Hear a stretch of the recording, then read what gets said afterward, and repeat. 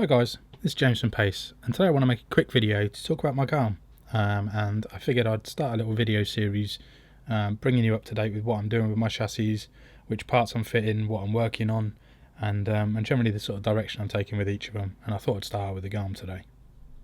So for anyone not familiar with my chassis posts from social media and things like that, this is a 10th anniversary GALM, so it's one of the limited edition purple options. They made 50 in purple and 50 in red. I've been running this, well I've owned this since last year, but obviously lockdown means I wasn't able to get much use out of it until fairly recently.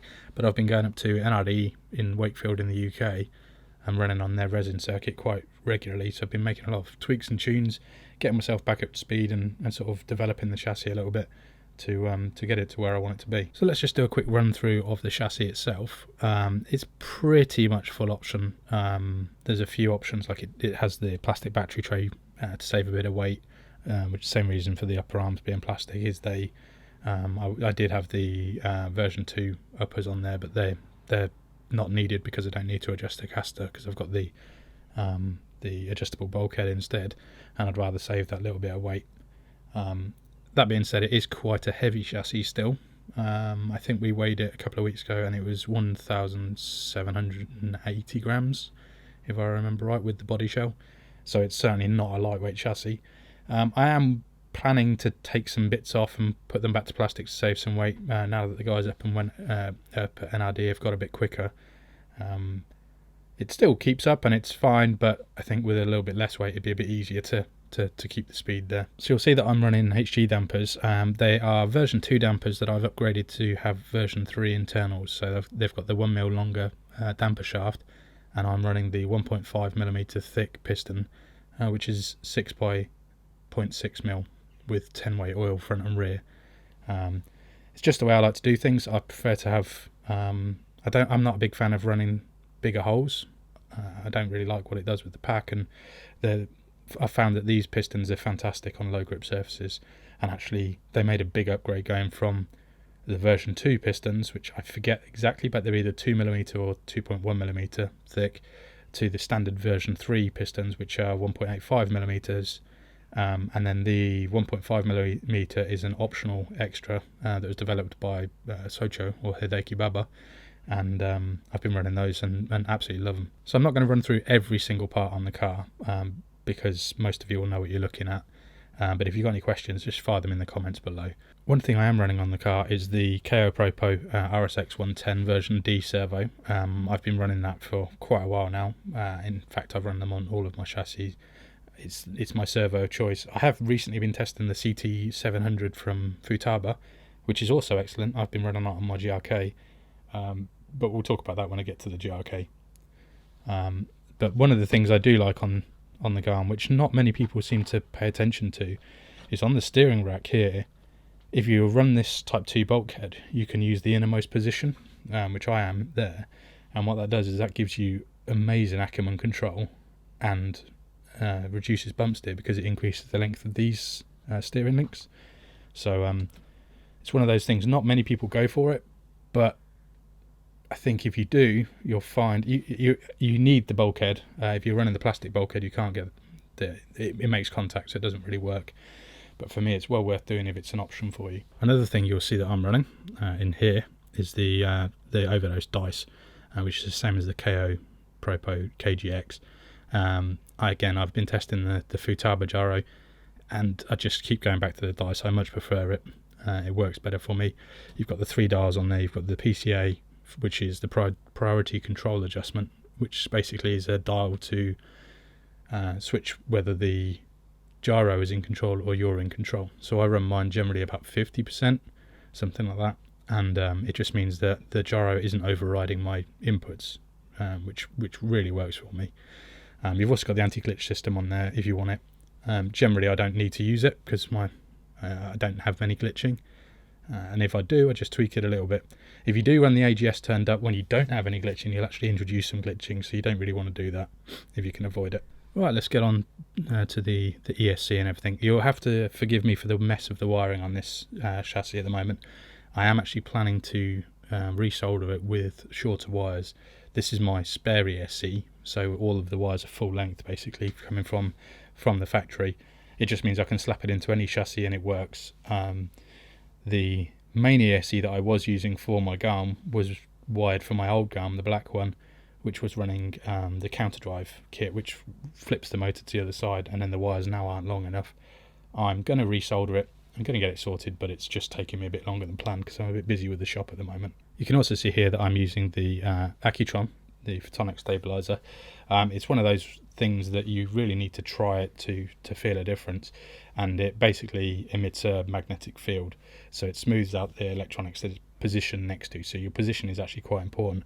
On here I'm a bit limited because, as I say, for my spare ESC setup, this has been connected to the battery terminal, which actually means I basically have it positioned between my receiver and my S-bus adapter, and my receivers come loose again on the way home. There we go.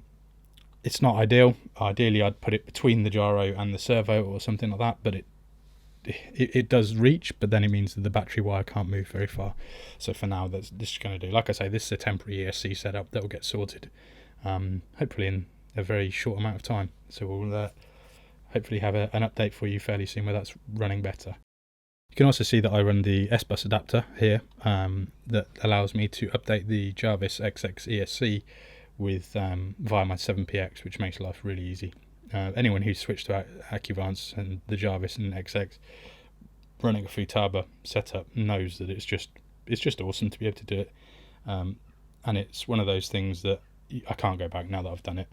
I also run an Accuvance Trace, which to me is one of the most underrated things in drift. As far as I'm concerned, everybody should be running one on their receiver if you've got space.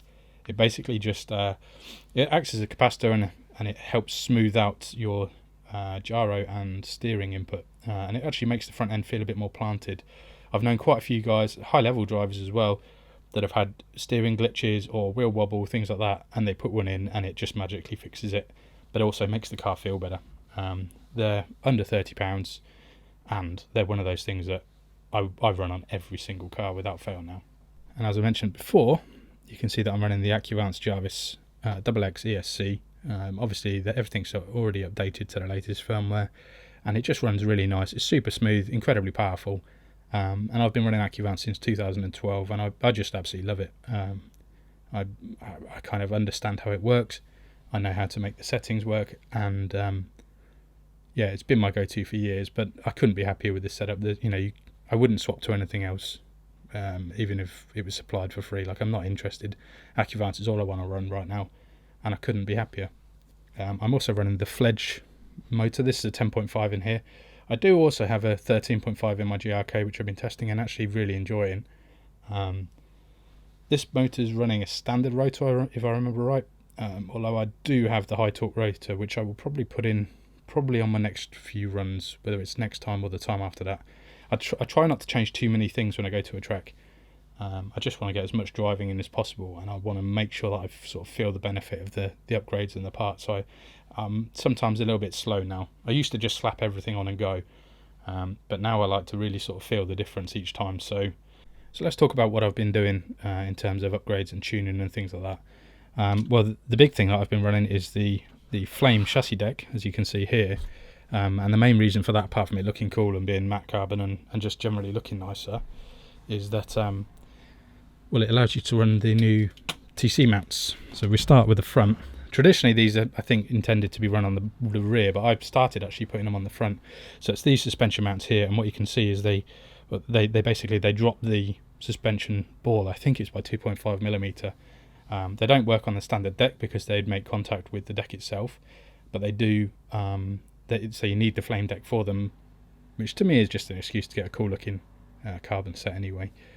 But yeah, so I started with these on the front. So these are the two smallest options, which I forget the length. I think it's 43.7. Yep, 43.7 millimeters. And basically I just slapped them on and it was amazing. The car straight away had a bit more front end grip. It was much more stable on the front end, and yeah, I was really impressed. So I ran that way for an entire day and kept intending to get to the rears, but I was just enjoying driving so much that I just didn't bother that day. And then last Saturday, when I was back up at NRD, I got to the rears. And now I've bought 2 sets of the TC mounts, and I didn't want to have to buy a third set. But what that means is because I'm using the 43.7s on the front, they're not available to use on the rear, so the traditional setup doesn't work.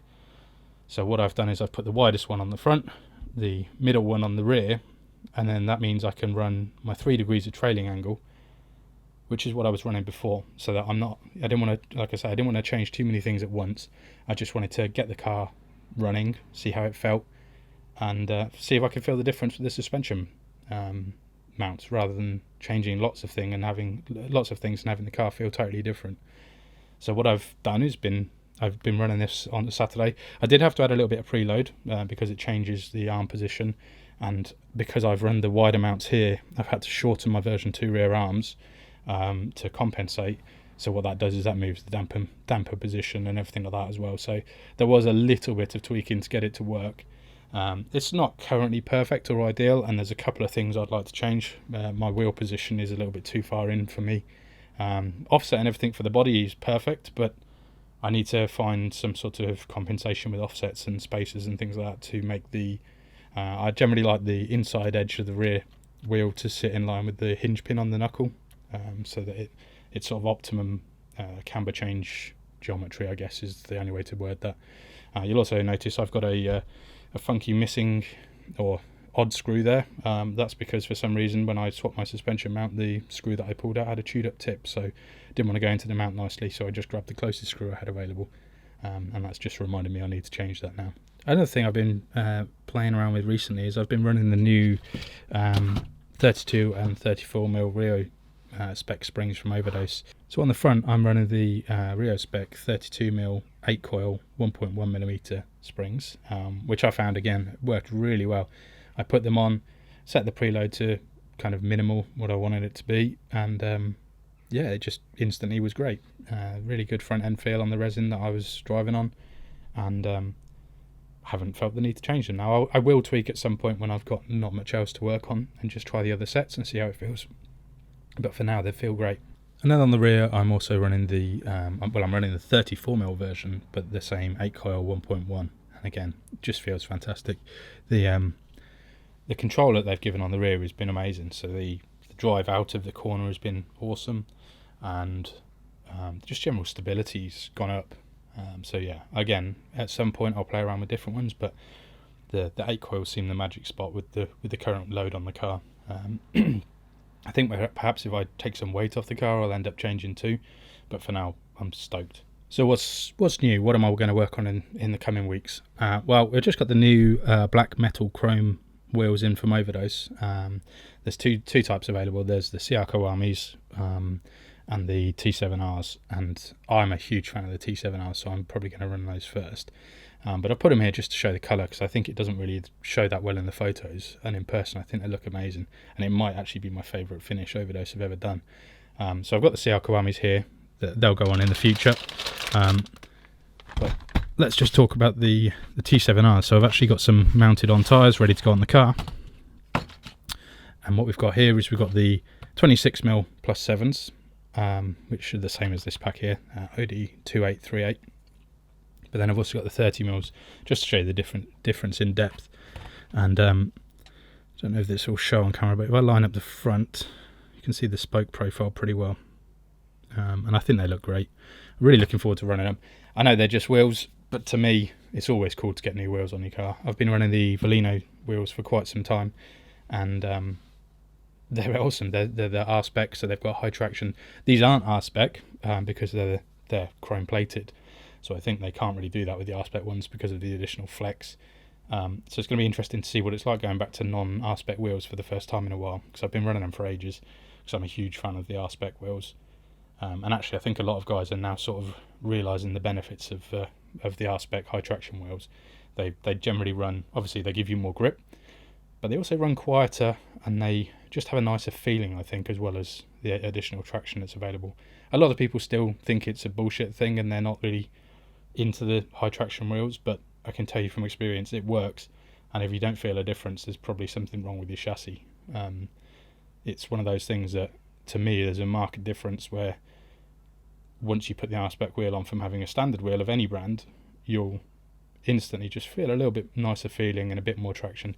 You know, it's not night and day, it's not going to double the speed of the car or anything like that, but your control level, just to me, just goes up that little notch. So I've put the T7Rs on in the matte black metal chrome on the front. These are the standard 26mm 7 offset, and I think they look amazing. Maybe not the perfect choice for this particular body, just because of the colours, but I think it looks awesome. And then on the rears, let's see if I can get this. These are the 9mm. Sorry, the 30mm 9mm offset. So they've got slightly more aggressive spoke profile. I'm going to take some photos as well of these right now and put them up on my Facebook page. So if you want to see some more pictures, check it out, or on Instagram at RC Pace. And the other new thing that I'm super excited about is the Accuvance Blaze, which arrived this week into stock. It's the new capacitor from the Chevalier range. I've been running the Chevalier range since I began running Accuvance, as I say, sort of 2012ish, and we've run the Dash, the Turbo, the Boost, the Master, the Raise, and then the Raise has now been replaced with the Blaze, and it's a little bit bigger. In fact, if I flip this back over, you can probably see it's a bit chunkier, but I'm told this is the latest and greatest, and increases the torque feeling and everything like that. And from my experience with Accuvance capacitors so far, they never disappoint. So I'm going to get this one installed. I think I may end up putting on a new SE, because like I say, this is my spare setup. I may just keep this one as it is and do some neat wiring on a fresh one, but we'll see. But hopefully I'm going to get that done this week.